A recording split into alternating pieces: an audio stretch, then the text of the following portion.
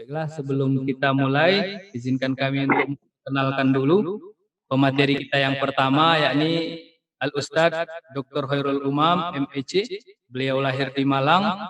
Sekarang beliau beralamat di kampus Universitas Darussalam, Unida Gontor. Amanah pengabdian beliau sekarang sebagai Wakil Rektor ketiga Universitas Darussalam Gontor, Direktur Program Kaderisasi Ulama Universitas Darussalam Gontor, juga Direktur Laziswab Lembaga Zakat Infak Sodakoh Wakaf Universitas Darussalam Gontor, dan juga banyak karya-karya ilmiah yang telah beliau torehkan dari penelitian, jurnal, dan juga sudah ada buku yang berhaki. Masya Allah, beliau fokus kajiannya di ekonomi Islam. Kalau tidak salah, disertasi beliau membahas tentang moneter, uang dan moneter. Masya Allah. Mudah-mudahan kita bisa menimba ilmu beliau ini. Mudah-mudahan kita bisa belajar banyak. Tapi sebelumnya Ustadz, sebelum antum menyampaikan materi, ada nasihat yang sampai sekarang masih terngiang, tertanam di diri saya sebagai, kebetulan saya alumni murid Ustadz Khairul Umam. Ini sangat banyak yang beliau ajarkan ke kami, tapi ini ada satu nasihat beliau masih terngiang-ngiang ketika itu di masjid. Beliau menyampaikan, kata beliau, beribadahlah, terus beribadah, bersemangatlah beribadah, walaupun kamu belum melihat hasil dari ibadah itu. Teruslah semangat duha, semangat tahajud, sholat berjamaah, berpuasa, bersedekah. Walaupun hasilnya tidak tampak hari ini, tapi kata beliau, 10 tahun, 20 tahun, atau kapanpun pasti, yakinlah Allah itu maha melihat. Allah pasti akan membalas. Ini yang Masya Allah Ustaz, yang selalu masih tertanam di hati kami. Mudah-mudahan bisa menjadi pelajaran juga buat jamaah yang hadir di majelis virtual ini. Mungkin tanpa biar mempersingkat waktu, Ustadz Khairul Umam tadi sudah kami sampaikan ini perkenalannya. Mungkin bisa antum mulai kepada Ustadz Dr. Khairul Umam. Waktu dan tempat kami persilahkan. Baik, a'udzubillahi minasyaitonirrajim. Bismillahirrahmanirrahim. Rabbishrah li sadri wa yassir li amri wahlul 'uqdatam min lisani yafqahu qawli. Al-Mukarram, sudah lama saya tidak ketemu beliau, ini Dr. Haji Muhammad Emnis Anwar. Tentunya Al-Mukarram juga lama juga. Dulu saya ingat ketemu beliau di tempatnya Ustadz Bakhtiar Nasir nih, dengan Ustadz Fadlan. Kami ketika itu bawa PKU Ustadz, dan sangat terinspirasi dengan apa yang antum sampaikan. Dan tentunya Ananda, adik kami, Ustadz Al-Hafidh Ahmad. Dan tentunya kami melihat di sini banyak senior-senior kami, banyak juga kawan-kawan, sahabat, yang semuanya insya Allah kita siang hari ini, mari kita belajar bersama, belajar mengukuhkan lagi apa makna kurban dan makna rizki yang sesungguhnya. Karena saat ini, zaman ini zaman di mana kita diberikan makna-makna baru, makna-makna yang lain tentang kurban, tentang rezeki, sehingga kadang banyak orang mukmin malah tidak berani seperti tadi yang sudah diinikan oleh Ustadz Fadlan. Kita ini memang mestinya semuanya pegawai Nabi Muhammad SAW. Kita mestinya memang tidak ada hidup kita memang kecuali untuk Allah Subhanahu wa Ta'ala. Namun banyak yang kemudian menyangka kalau hidup ini hanya nyari uang, hidup ini nyari materi. Jadi banyak salah-salah paham, salah konsep, sehingga kurban pun bagi beberapa orang mungkin akan terasa berat karena salah memahami apa makna kurban itu sendiri. Saya ingin memulai dari sebuah yang perspektif yang sekarang biasanya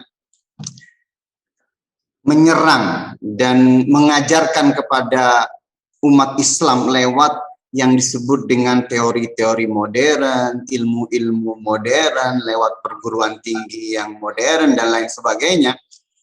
Kalau kita belajar ekonomi itu mesti kita diajari untuk tidak lagi mengenal Allah sebagai Ar-Razzaq. Seakan-akan hidup ini nyari uang, dan uang itu hasil kerja kita, kaya itu tanda sukses, miskin tanda gagal, sehingga kemudian orang merasa tidak sukses kalau tidak kaya, akhirnya mencari-cari cara biar kelihatan kaya supaya dianggap sukses, ya, miskin dianggap rendah, sehingga kemudian berusaha keras menutup-nutupi. Banyak hal padahal jelas dalam Al-Quran siapa yang paling mulia di antara kategori mulia menurut Allah adalah atqakum, yang paling bertakwa di antara kita. Tapi lagi-lagi saat ini banyak sekali kemudian ukuran-ukuran yang diberikan, ukuran-ukuran yang diajarkan kepada bahkan umat lewat sebuah pendidikan yang kadang tersistematis, sehingga kemudian banyak dari kita tidak lagi kenal bahkan siapa diri kita, apa yang seharusnya kita lakukan. Nah, ini mungkin kemudian saya ngasih agak mukaddimah ini dengan kenapa krisis, kenapa selalu kurang, kenapa selalu hutang, kenapa selalu budget defisit. Memang kalau kita salah paham tentang apa itu hidup, apa itu kita, maka kita bisa bayangkan kalau orang berpikir hidup ini hanya sekali di dunia, hidup ini hanya tentang siapa yang menang, siapa yang menindas, maka semua orang akan berpikir saya bisa mengambil apa sekarang. Maka kalau itu yang difikirkan oleh semua yang ada, maka sumber daya yang Allah berikan tidak akan pernah cukup, karena semuanya berpikir saya bisa mengambil apa. Krisis hari ini, kenapa kemudian seakan-akan krisis? Itu karena sebetulnya semua berpikir apa yang bisa saya ambil. Kita bayangkan kalau di zaman Rasul, waktu beliau ke Madinah, ada sekitar 100 kali perang yang dihadapi. Berarti hari-hari beliau sebetulnya penuh dengan krisis, penuh dengan kesulitan. Tapi hari-hari dihadapi bersama para sahabat, seakan-akan tidak ada krisis. Dan memang tidak akan pernah ada krisis, karena semuanya berpikir apa yang bisa diberikan, apa yang bisa saya. Contoh yang paling biasanya kita lihat itu ketika perang Tabuk yang memerlukan dana yang sangat besar. Semua menyumbang, yang kaya menyumbang, Sayyidina Utsman tentu menyumbang karena kaya sekali. Semua menyumbang, yang miskin pun tidak kalah keren. Mereka juga menyumbangkan, yang punya 2 kilo kurma, yang 1 kilo ditinggalkan di rumah, yang 1 kilo diberikan. Ya itulah sebetulnya sebuah keindahan sistem yang kalau kita mengenal Islam, kalau kita mengamalkan Islam, maka Islam melalui manusia-manusianya akan menjadi rahmatan lil alamin. Namun sekarang seakan-akan diganti konsepnya, diganti bahwa berkurban itu mengurangi harta kita, mengurangi jerih payah kita. Bahkan dalam teori ekonomi tentu adalah sebuah kebodohan kalau ada orang berkorban tanpa pamrih kepada orang lain. Karena bagi Adam Smith, kalau ada orang ngasih sesuatu, mesti dia pengen sesuatu dari orang itu. Seakan-akan tidak ada orang baik, tidak ada orang yang tanpa pamrih di dunia ini.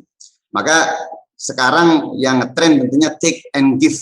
Sebetulnya bukan take and give. Sebetulnya berpikirnya apa yang bisa saya ambil. Karena kadang tidak bisa ngambil tanpa memberi, ya terpaksa take and give. Tapi esensinya adalah kalau bisa ngambil, kenapa tidak? Kenapa harus memberi? Jadi itulah semua. Dan kenapa kemudian kita menyaksikan kapitalisme dulu begitu kejamnya? Karena dia menyangka bahwa di dunia ini bisa semuanya kaya lewat sebuah sistem pasar yang bebas. Seakan-akan miskin itu gara-gara mereka kalah bersaing di pasar. Sehingga yang kaya wajar berpikir, Anda miskin memang gara-gara Anda tidak becus, kalah bersaing di pasar. Salah Anda miskin. Maka kami tidak perlu merasa kasihan, merasa iba pada Anda yang miskin. Maka kemudian muncullah sistem kapitalisme yang begitu kejam, begitu tidak manusiawi. Kemudian muncul tandingannya sistem sosialisme yang sama-sama kejam, juga menganggap bahwa manusia ini sama, semuanya bisa diatur oleh manusia. Tidak ada Tuhan yang mengatur, tidak ada Tuhan yang membagi rezeki, tidak ada kaya dan miskin yang memang Allah tentukan. Sehingga semuanya bisa diatur oleh sebuah sistem. Lagi-lagi sistem sosialisme mengalami sebuah fase yang sangat mengerikan. Karena banyak gagal panen, banyak. Karena orang-orang yang diberi kelebihan kreatif, diberi kelebihan memiliki sesuatu yang dia bisa memberi sumbangsih kepada kehidupan, kemudian ditiadakan sehingga sistem ini juga menjadi parah dan tidak berhasil. Ya, inilah yang sekarang kemudian menjadi bagian dari sistem, bagian dari yang selalu diajarkan, walaupun tentu ekonomi sekarang berubah, tidak full kapitalisme, tidak full sosialisme. Mereka sekarang mengenalkan apa yang disebut dengan welfare state, negara kesejahteraan dengan sistem pajaknya, tapi lagi-lagi pajaknya kalau kita kaji secara mendalam, pajak yang tidak berkeadilan. Ada kawan pernah di Australia cerita begini, di Australia itu kalau tidak kaya sekali, mendingan miskin sekali. Kalau di tengah-tengah, tidak terlalu kaya atau tidak miskin, maka dia nanti ujung pendapatannya tidak jauh beda dengan yang miskin sekali. Karena pajaknya diambil sedemikian rupa, banyak ketidakadilan di situ. Inilah sistem kalau lagi-lagi mengandalkan apa yang dikenal dengan humanisme, mengandalkan manusia bisa mengatur segalanya. Manusia adalah ukuran segalanya. Maka terjadilah banyak hal-hal yang akan merusak dunia itu sendiri. Maka ekonomi sekarang lagi ngetren yang namanya menuju yang disebut dengan sustainable development, pengembangan ekonomi yang berkelanjutan. Karena memang sekarang pada takut ini kita ini hancur-hancuran, dunia ini tereksploitasi. Lagi-lagi banyak yang salah, banyak yang kurang karena salah konsep terhadap apa itu hidup, apa itu kehidupan, apa itu dunia, apa itu manusia. Saya coba ingin masuk ke slide bagaimana hubungan kurban dengan rizki. Kurban tentunya kurban ini dari masdar dari fi'al qariba, mendekat atau mendekatkan. Jadi kurban itu kalau dalam maknanya al-kurban ma yutaqarrabu bihi ilallahi ta'ala min dzabihatin wa ghairiha. Sebenarnya kurban maknanya segala sesuatu yang kita jadikan sebagai cara kita mendekatkan kepada Allah. Tentu bisa dalam bentuk dzabihah yang sekarang kita kenal dengan udhiyah, yang kita kenal nanti kita akan sama-sama Yaumul Adha. Tapi sebetulnya mana kurban lebih dari itu. Karena dalam kisah kurban putra Nabi Adam, ada kurban yang diterima, ada yang tidak diterima. Sebetulnya bukan tentang memberikan sesuatu, tapi ini sebetulnya tentang bagaimana kita memberikan sesuatu untuk mendekatkan diri kepada Allah Subhanahu wa Ta'ala. Nah, kalau kurban itu seperti itu, maka kawan-kawan yang di Gontor tentu dulu kenal kata-kata indah di Gontor. Bondo bahu pikir lek perlu sak nyawani pisan. Ini memang tabiat seorang mukmin. Saya akan ingin kami koneksikan ya, tabiat seorang mukmin yang mana kita itu memang Abdullah dan Khalifatullah fil ardi. Dalam surat Ad-Dzariyat tentu kita semua pernah membaca wa ma khalaqtul jinna wal insa illa liya'budun. Jadi kita memang hanya untuk beribadah. Dan indahnya ayat setelahnya tentang rizki. Ma uridu minhum min rizqin wa ma uridu ayyut'imun. Allah berfirman, aku tidak menginginkan dari hamba-hambaku ini rizki dan tidak menginginkan memberi makan. Karena innallaha huwar razzaq dzul quwwatil matin. Karena Allah lah pemberi rizki, Allah lah yang menjamin rizki kita. Dan tentu banyak ayat yang lain yang menyatakan itu. Sehingga memang tugas kita manusia hanya beribadah kepada Allah, dan beribadah ini yang tidak dijamin oleh Allah. Itulah kenapa dalam surat Al-Fatihah ketika Allah berfirman tentang Alhamdulillah, model sentensinya, model kalimatnya sesuatu yang pasti. Alhamdulillah, segala puji bagi Allah. Ar-Rahman Ar-Rahim Malik Yaumiddin. Tapi ketika masalah ibadah nanti spesifik menjadi sebuah fi'il iyyaka na'budu. Dia menjadi jumlah fi'liyah, bukan lagi ismiyah. Hanya kepada engkau kami beribadah. Karena dalam konteks dunia banyak manusia yang kemudian tidak beribadah kepada Allah. Sehingga ibadah ini tidak dijamin oleh Allah Subhanahu wa taala. Ini pilihan kita mau menjadi Abdullah atau abdu yang lain. Kalau tidak Abdullah berarti menjadi abd yang lain. Di sisi yang lain kita adalah khalifatullah fil ard.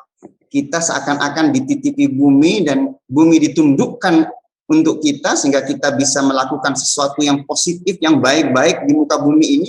Sehingga memang seorang mukmin itu berpikirnya ya kurban sebetulnya. Apa yang bisa saya beri? Ya memang orang mukmin itu ya wakaf. Wakaf untuk ya Allah sebetulnya. Kenapa? Semuanya Allah beri. Semuanya Allah jaminkan. Bayangkan Allah sudah bisa membuktikan kepada kita waktu kita di perut ibu kita, rizki Allah jamin. Kita tidak mati, kita hidup. Waktu kita bayi, sekian tahun kita tidak tahu, tidak ingat bagaimana kita waktu bayi. Karena kita tidak seperti kambing. Kambing lahir, dia bisa berdiri dan mencari kemana dia harus minum. Mencari susu. Tapi kalau manusia butuh sekian tahun baru kita menyadari bagaimana kita melakukan. Waktu bayi, waktu kanak-kanak, kita tidak pernah takut rezeki kita dan Allah jamin rezekinya. Anehnya, ajaibnya, setelah besar, setelah sarjana, setelah S2, setelah S3, malah takut yang namanya rezeki. Ini kadang memang banyak keanehan-keanehan. Kenapa aneh? Ada yang salah dalam cara berpikirnya. Ada konsep-konsep yang salah dia terima. Ada ilmu-ilmu yang salah yang mengkonsepsikan kehidupan, rezeki yang salah. Sehingga kemudian terjadilah yang seperti itu. Bahkan kadang saya sedih sekali ada anak muda siap nikah, nggak berani nikah. Gara-gara, kenapa nggak berani nikah? Nanti makan apa Ustadz? Masya Allah. Itu sama seperti di ayat yang mencibir orang-orang jahiliyah yang membunuh anaknya khasyata imlak karena takut kelaparan. Padahal Allah yang menjamin rizkinya. Ini lagi-lagi banyak salah konsep, banyak salah ini karena memang sekarang di zaman ini luar biasa sekali. Hak batil selalu bersaing untuk membidik, untuk mengajari. Lagi-lagi di sini kami ingin mengatakan bahwa kurban, tentu kurban yang paling dekat adalah nanti udhiyah. Maka sebetulnya tinggal pengalaman pribadi, kurban udhiyah yang akan datang itu sebetulnya tinggal kita mau atau tidak. Ketika kita bersungguh-sungguh ingin berkurban sapi, kambing, Allah memberi jalannya. Tapi ketika kita tidak pernah berpikir ingin berkurban, ya memang kita tidak memintanya, kita tidak berusaha.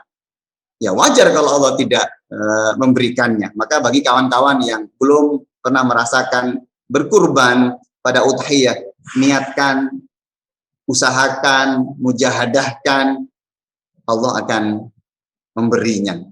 Ini perlu tentu amanu wa amilus salihat. Memang perlu iman yang kemudian mendasari amalus salihat. Tentu dalam Al-Quran kata kurban memang disebutkan watlu alaihim naba abnai adam bil haq idz qarraba qurbanan. Tapi tentunya makna kurban di sini maknanya bisa kurban yang dzabihah, tentu punya makna kurban yang lain. Nah, pertanyaannya adalah tadi Ustadz Al-Hafidh, apakah kurban bisa mengubah rizki? Ini menarik sekali. Kalau rizki itu adalah Allah yang memberi, innallaha huwar razzaq. Jika Allah yang menentukan rizki, jika Allah yang memberikan rizki, maka kurban yang kita berikan kepada Allah, ibaratnya kalau kita cari muka dengan berkorban, kita cari muka sama yang bisa memberikan. Yang bisa mengubah rizki ya Allah. Yang qaddara rizqona ya Allah. Ya tentu, kalau kurban kemudian dikaitkan, bisa nggak merubah rezeki kita, Ustaz? Allah Maha Kuasa, Maha bisa mengubah apapun tentang kita. Bukankah rezeki sudah ditentukan, Ustaz? Oke. Kalaupun rezeki sudah ditentukan, ada rezeki yang mubarak, ada rezeki yang tidak mubarak. Ada rizqon halalan thayyiban, ada rizqon yang ghairu halalin thayyibin. Maka doa Nabi, jauhkan dari yang tidak halal. Jauhkan dari yang tidak halal. Dan ada rizki yang seakan-akan banyak tapi kurang terus. Ada rizki yang walaupun sedikit cukup, serba cukup dan serba cukup. Maka ketika kita mendekatkan kepada Allah dan apalagi sampai ke level ihsan, mengenal Allah, maka rizki itu akan kita kenali dengan makna yang lebih dalam. Ada orang makomnya yang akan merasakan rizki dari Allah itu sesuatu yang bentuknya material. Ya sah-sah saja. Ketika dia diberi sesuatu, dia bersyukur alhamdulillah. Ketika dia diberi makanan, alhamdulillah. Ketika dia diberi rizki kendaraan, alhamdulillah. Ketika dia diberi rizki, alhamdulillah. Namun sebetulnya rizki yang lebih tinggi dari itu adalah ketika dia bisa sampai ke sebuah pemahaman bahwa rizki ini adalah rizki dari Allah. Sehingga dia kemudian bertahmid kepada Allah. Sehingga ketika orang mendapatkan sesuatu, kemudian benar-benar beralhamdulillah. Sebetulnya rizki yang paling lebih tinggi dari hanya mendapatkan, sebetulnya rizki dia bisa bertahmid kepada Allah. Rizki dia ketika mendapatkan sesuatu, kemudian dia dengan sepenuh sadarnya mengatakan alhamdulillah ya Allah. Alhamdulillah inilah sebetulnya rizki yang lebih tinggi dari rizki tadi yang nampak. Nah, ini sebetulnya untuk makomat yang kita akan selalu berusaha untuk meningkatkan. Maka di sini saya juga banyak ayat-ayat yang mengaitkan bagaimana perilaku kita kepada Allah, bagaimana kita mendekatkan kepada Allah. Kemudian memang Allah janjikan kemudahan, Allah janjikan rizki. Coba kita lihat misalkan surat At-Talaq yang saya taruh di tengah ini. Wa may yattaqillaha yaj'al lahu makhraja. Barang siapa yang bertakwa kepada Allah. Ini tentu makna kurban yang lain. Kita bertakwa, kita ya memenuhi apa yang Allah perintahkan dan menjauhi apa yang Allah larang. Wa may yattaqillaha yaj'al lahu makhrajan. Allah jadikan jalan-jalan bagi. Wa yarzuqhu min haitsu la yahtasib. Dan Allah beri rezeki dari jalan-jalan yang tidak disangka-sangka. Jadi memang kalau kawan-kawan majalah Gontor membuat tema apakah kurban bisa mengubah rezeki? Ya tentu, tapi jangan sampai salah kurbannya. Jangan sampai salah mendekatkan kepada siapa.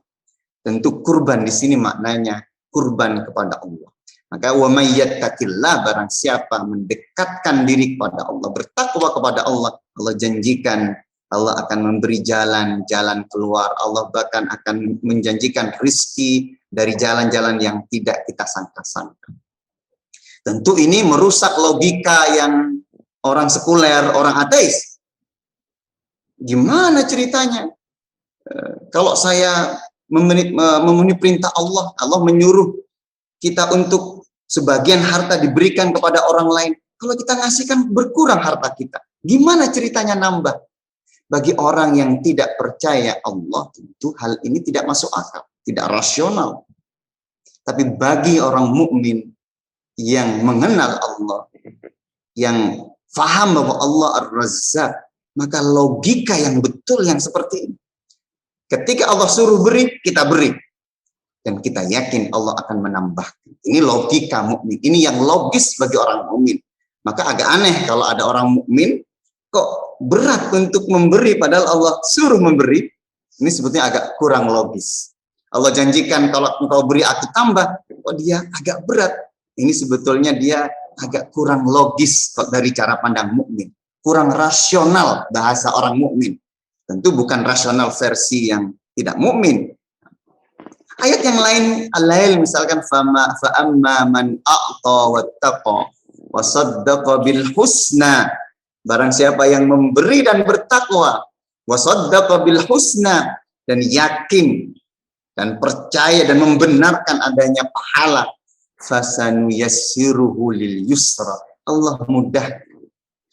Kebalikannya wa amma man bakhila. Barang siapa yang bakhil wastaghna dan merasa dirinya cukup, wa kadzdzaba bil husna, fasanuyassiruhu lil usra. Allah akan kasih kesulitan-kesulitan. Tapi bagi orang yang tidak percaya Allah, tentunya kalau saya kasih harta berkurang, berarti tidak bisa saya putar lebih. Gimana logikanya? Itu logika ente, logika yang tidak percaya bahwa bumi ini ada yang mengatur. Bumi ini ada yang menentukan kadar rizki. Bumi ini tidak berjalan sendiri. Ada Allahur Razzaq, Rabbul Alamin, Ar-Rahman, Ar-Rahim. Maka logika mukmin, memang logika mukmin tadi seperti yang Ustaz Al-Hafidh dari Ustaz Fadlan, logika mukmin mau tidak mau hidup kita ini ya memberi. Hidup kita ini ya bondo bahu pikir lek perlu sak nyawa ni pisan, kalau bahasa gontor. Atau bahasa yang lain di gontor itu kita mengenal give and give. Nggak ada kata tiknya. Karena memang kita oleh Allah ini dijadikan keren. Kita ini Abdullah, hamba Allah Ar-Razzaq Al-Qawi Rabbul Alamin. Hamba yang maha. Kita mungkin lemah, tapi kita hamba yang maha kuat. Kita ini mungkin nggak punya apa-apa, tapi ini hamba yang punya segalanya. Jadi kita tinggal memberi aja. Bahkan oleh Allah kita diberi, kita Bani Adam diberi sebuah amanah khalifatullah fil ardi yang membuat iblis iri gara-gara amanah ini. Berarti kita seakan-akan diberi segala kemampuan untuk mampu berbuat sesuatu, tinggal kita mau atau tidak. Ini karena kebanyakan insya Allah kawan-kawan di Gontor, saya kira Trimurti ketika mendirikan Gontor modalnya hanya yakin betul bahwa hidup ini adalah tentang apa yang bisa kita perbuat. Visi apa yang ingin kita berikan di muka bumi. Kebaikan apa yang ingin kita berikan di muka bumi ini. Allah akan membantu kita, Allah akan memberi subulnya. Maka di Gontor selalu ada kata-kata, ada ayat yang selalu diulang-ulang. Walladzina jahadu fina lanahdiyannahum subulana wa innallaha lama'al muhsinin. Ini kata beliau-beliau guru-guru kami, inilah sebetulnya jalan Trimurti. Yang ada hanyalah mujahadah, ihsan.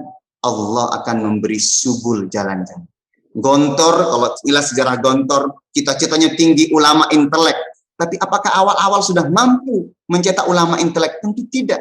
Tapi proses menunjukkan sampai sekarang Allah selalu memberi subul, jalan-jalan yang diperlukan hanya mujahadah, ihsan. Sayangnya banyak dari kita sekarang yang difikirkan bukan mujahadahnya, bukan ihsannya, tapi sayangnya yang difikirkan, saya nanti bisa dapat apa? Saya nanti bisa makan apa? Sesuatu yang Allah jamin ditakuti, sesuatu yang tidak dijamin dia malah tidak fikirkan. Ini banyak hal-hal yang kadang agak aneh di cara berpikir banyak orang zaman now, ya, zaman ini.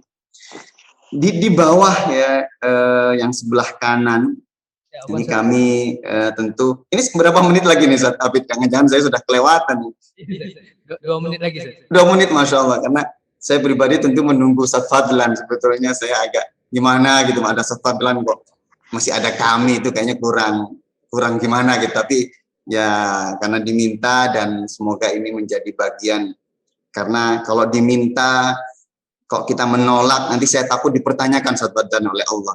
Ente diminta kok sok sibuk gitu. Mana katanya kamu ibadah kepadaku, kamu khalifatullah fil ardi, katanya kamu wakaf dirimu untukku.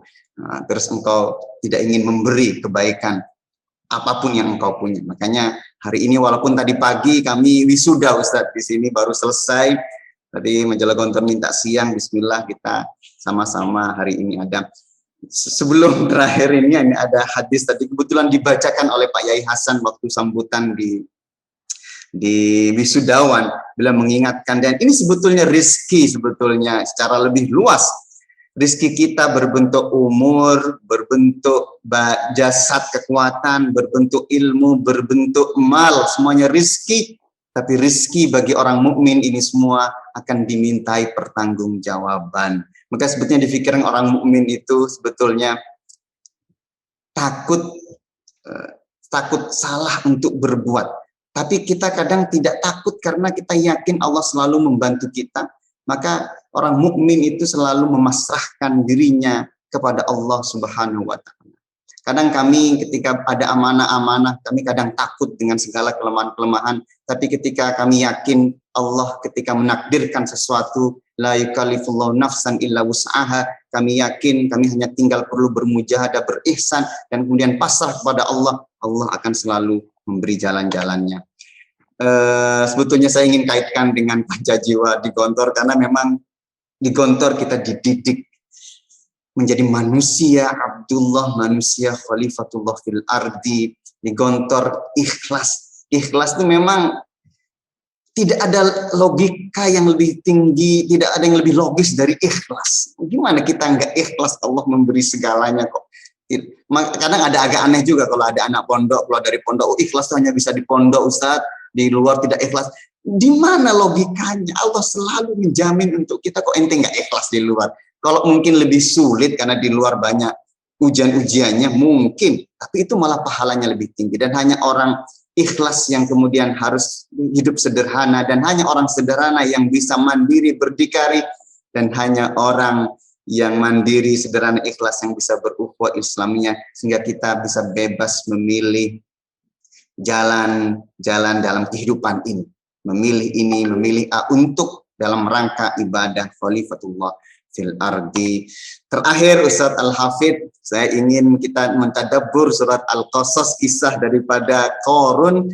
Jadi Qarun ini contoh ya, orang diberi rizki oleh Allah tapi kemudian dia nggak tahu diri dan seakan-akan mengatakan qala innama utituhu ala ilmin indi. Ketika diingatkan, hei Qarun, jadikan rezekimu itu untuk akhiratmu, walatan sanasibaka minad dunya, tentunya. Tapi apa kata Qarun? Oh, ini hasil jerih payahku, ini hasil kerenku, ini hasil hebatku. Ini yang terjadi kepada banyak orang zaman now, merasa yang dia dapatkan hasil jerih payahnya. Kita pun mungkin orang alim atau dai, jangan-jangan juga diuji ini juga, merasa inilah hasil kita, padahal semuanya Allah yang memberinya. Tinggal menjalankan dan bersyukur dan bersabar.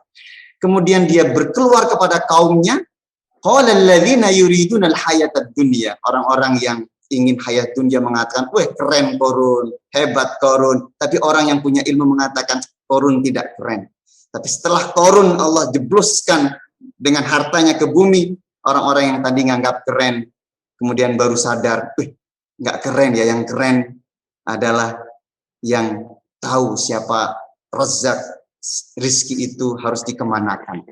Jangan sampai kita terlambat melihat apa yang harus kita kereni dan tidak kita kereni. Bila taufiq wal hidayah. Mohon maaf ada banyak salah kata dalam penyampaian. Jazakumullah khairan. Bila taufiq wal hidayah. Wassalamualaikum warahmatullahi wabarakatuh.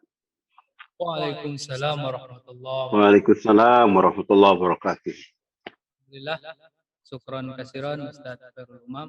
Masyaallah, penyampaian yang sangat dalam, luas dan juga padat dari beliau. Mudah-mudahan kita bisa mengambil hikmah, bukan take and give atau take tapi give kita berilah, beri beri terus begitu kata beliau. Dan makna dari kurban itu adalah memberikan yang terbaik kepada Allah. Mudah-mudahan banyak tadi tidak bisa bukan semuanya. Insyaallah jamaah masjid spiritual bisa mengambil pelajaran dan ibrah